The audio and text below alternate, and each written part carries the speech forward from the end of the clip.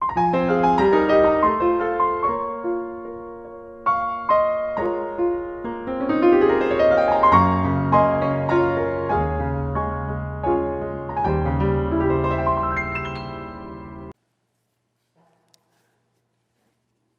of the things that Jesus teaches about often might be said to be transparency of character.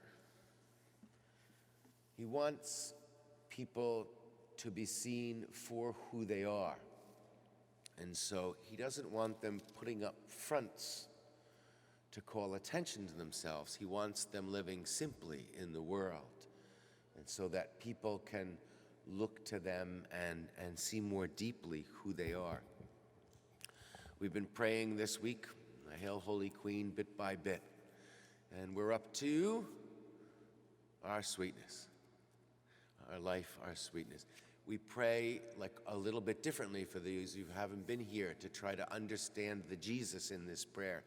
Hail Holy Queen, you who are the mother of mercy, the mother of Jesus, who is our life and our sweetness. He who is our life and our sweetness. You know, sweetness is a word that came with this prayer from the beginning, and we don't use it for folks too much. Once in a while, if it's someone dear to us. But the sweetness that's being talked about in Jesus also isn't the same kind of thing that we say in this day and age. Sweetness, tenderness, gentleness, it's an aspect of Jesus' character that's a mix of what St. Vincent de Paul used to call humility and meekness. It's the two sides of the evangelist. It's the two sides of the character of the true missionary of mercy.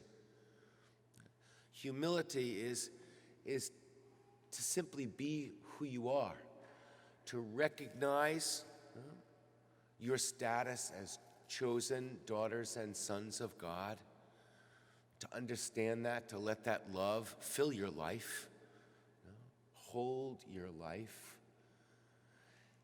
And because of that, you're so secure in who you are, you can be in the world and be available to people to share with them the good news. Not in any pompous way, but also without fear. Meekness is approachability for Vincent. It's a sign of your character that says to people, you're welcome here. Come in. Let's talk about the Jesus I know.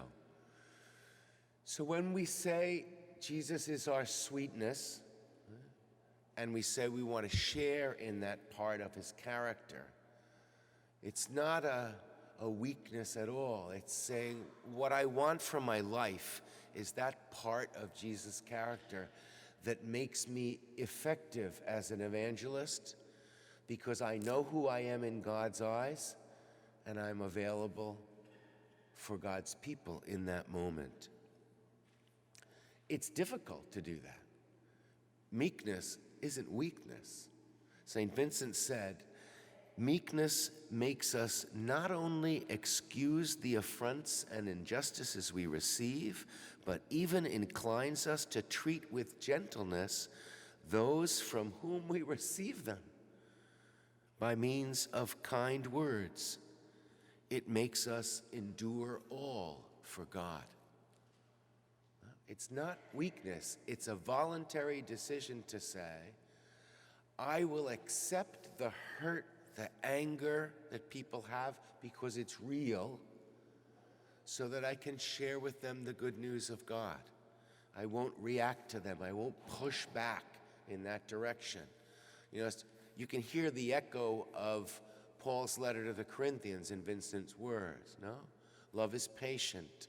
Love is kind. Love is not boastful.